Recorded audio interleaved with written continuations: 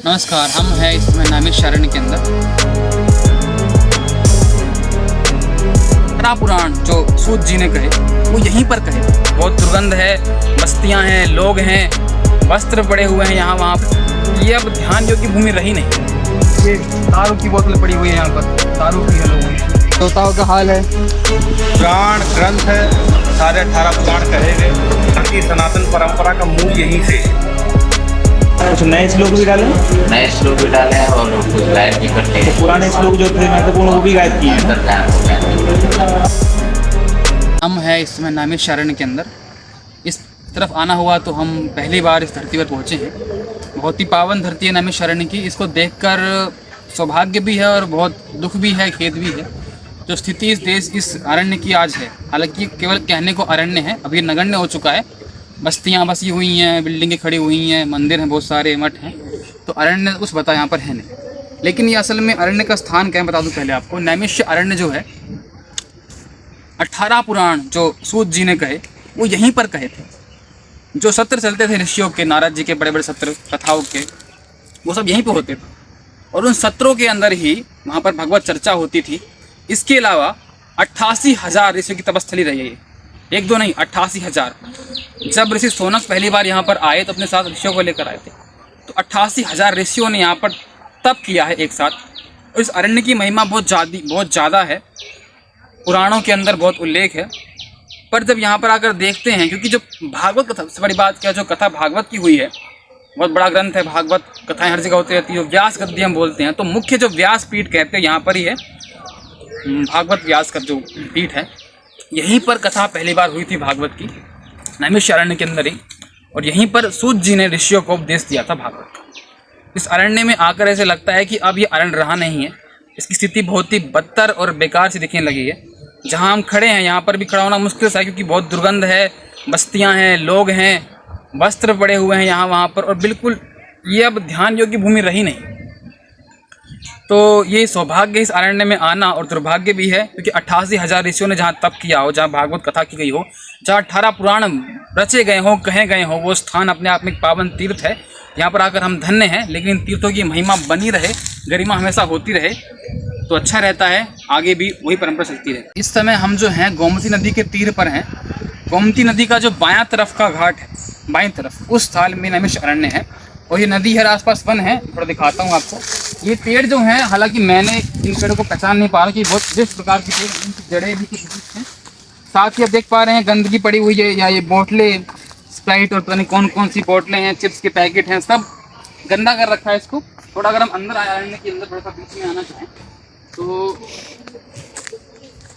हालांकि दिखने में यहाँ से अरण्य अच्छा दिख रहा है आपको, पर आप आगे आएंगे, जितना आगे जाइए, कितना भी आगे जाइए, ये दारू की बोतल पड़ी हुई है यहाँ पर, दारू पी है लोगों ने, और प्लास्टिक के कैन, और दूर तक जहाँ तक भी है जंगल बसा हुआ है। एक दुर्गंध पूरे में फैल रही है, भीनी भीनी सी, क्योंकि यहाँ पर मल त्याग भी करते हैं, पशु भी आते हैं। हालांकि पशुओं का मल तो क्या, मनुष्य भी रहते हैं, और खासकर शराब और मद्यपान पी करके पूरा एकदम से गंदा कर रखा है।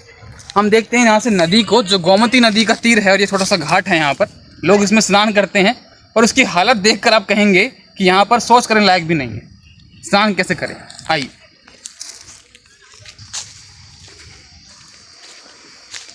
पकता होगा यहाँ पर, पकाकर मांस भी खाते होंगे लोग, शराब पीते हैं तो मांस भी पकता होगा, जाहिर सी बात है। ये सब चीज़ पर होता है। आपको लगता है घाट है तो बहुत सुंदर होगा, अच्छा होगा। गंदगी घाट दिखाते हैं। घाट असल में कैसा है, असल में ये घाट ही है, घाट का घाट हाल हो।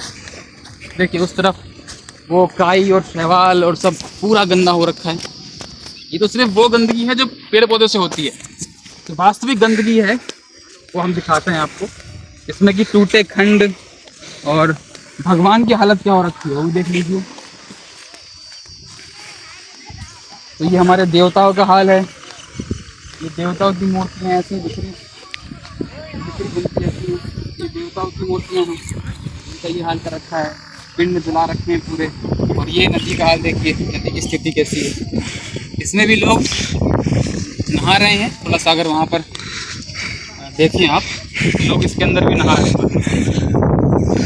नहा पा रहे हैं। भक्ति है, भाव है, भक्ति क्या नहीं करवाती। भक्ति आजकल जो है क्या नहीं करवा, सब करवा देती है। तो भक्ति भाव से करिए या मौज मस्ती भी कह सकते हैं कि बच्चे हैं कुछ तो इसलिए डुबकियाँ मार रहे हैं। कुछ ये कार्य भी यहाँ पर चल रहा है कंस्ट्रक्शन का, वहाँ पर देखिए। अब हमने पूछा भी पर किसी को पता नहीं है। जो स्थानीय साधु हैं यहाँ के, उनसे हमने पूछा कि बाबा जी क्या काम चल रहा है, तो उन्होंने कहा सरकार सवारी हम जानते नहीं रहा क्या चल रहा है। उस मकान की तरफ बन रहे हैं तो हाट की तरफ, उस मकान की तरफ बन रहे हैं पीछे, तो पता नहीं हमें भी क्या चल रहा है। तो पूरा देखिए इसको, बहुत दूर तक ये सारे खेत की तरफ दिख रहा है आपको। इसके बाद हम आगे जाएंगे, जो हनुमानगढ़ी का मंदिर था वहाँ से हम आगे निकले हैं। जो मुख्य व्यासपीठ है वो हम दिखाएंगे आपको कि व्यासपीठ इसमें किस अवस्था में है, और जो माना जाता है कि जहाँ पर व्यास पहली बार कथा हुई थी भागवत। पूज्य स्वामी अभिषेक देव जी महंत श्री हनुमान महादेव मंदिर, लखनऊ उत्तर प्रदेश। कुछ बातें महाराज जी ने भी इस वटवृक्ष के बारे में बताई जो यहाँ पर विद्यमान है कई वर्षों से। ग्रंथ है, सारे 18 पुराण कहे गए, और महर्षि वेद व्यास जो हमारे आदि कवि के रूप में माने जाते हैं, उनके द्वारा 18 पुराणों की रचना हुई। यहाँ इस वृक्ष की आयु है, तो लगभग पुराण की भी रचना उन्हीं कालखंड में हुआ है।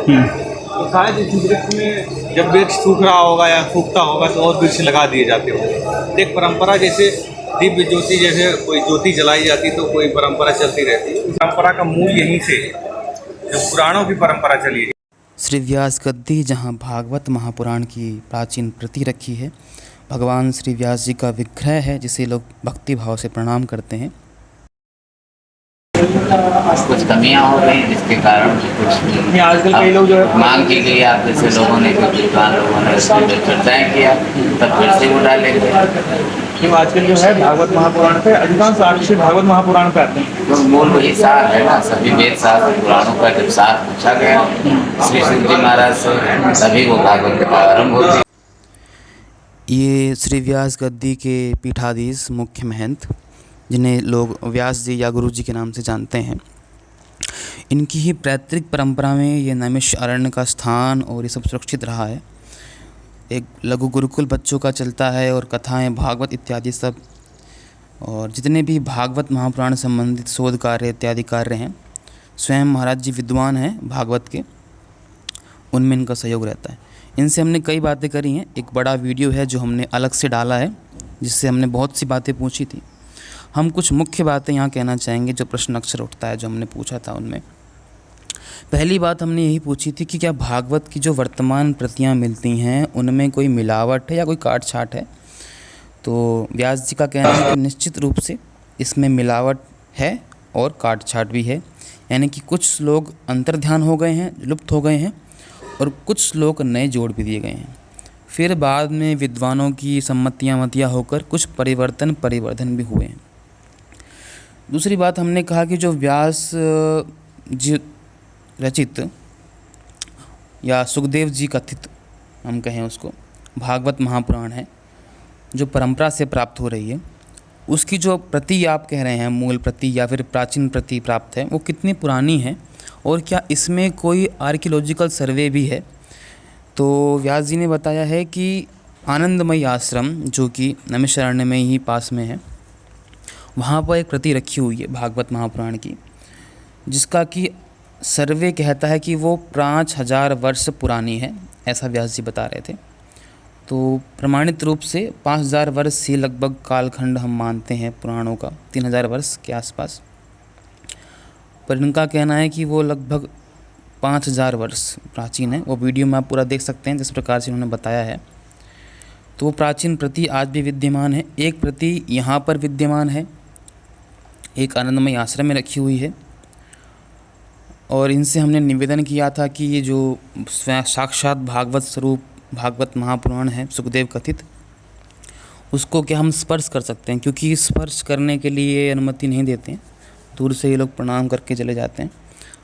पर हमारी जो एक वेशभूषा और हमारी इत्यादि हमने बातें करी, गुरुकुल का परिवेश, तो इन्होंने हमें कहा कि आप जो है स्पर्श कर सकते हैं। तो उसको हमें स्पर्श करने का सौभाग्य प्राप्त हुआ, जो कि भागवत महापुराण। इसे ये कभी खोलते नहीं हैं। जिसका बाहरी आवरण है और जो निचले का सतह है, उसे ये वर्ष में एक बार परिवर्तित करते हैं। इसे रखा जाता है, पूजा जाता है, किंतु खोल के नहीं देखा जाता कारण यही रहा होगा क्योंकि खोलने से टूटने का या भग्न होने का भय रहता होगा। संभवतः कभी ऐसा शोध कार्य विशिष्ट आ पड़े तो शायद संभावना है कि इसे खोलकर कुछ जांच की जाए, परंतु अभी इसे सुरक्षित रखे जाने का प्रयास किया जाता है, तो इसलिए हमने केवल इसको स्पर्श मात्र